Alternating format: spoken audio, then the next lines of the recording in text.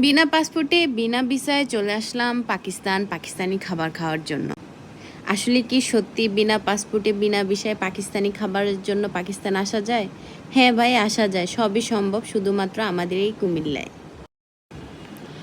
তো নতুন ওপেন হওয়া পেশোয়ারি টেলসে পাওয়া যাচ্ছে সকল পাকিস্তানি খাবার, যা এখন কুমিল্লাতে ঘরে বসে আপনি পেয়ে যাবেন অর্ডার করলে, এবং আপনি চাইলে ওখানে যেও খেতে পারবেন। তো আমরা ওখানেই দুটো আইটেম অর্ডার করে নিলাম, নাল্লি নেহারি অ্যান্ড আফগানি লেগ, সাথে ছিল বাটার নান।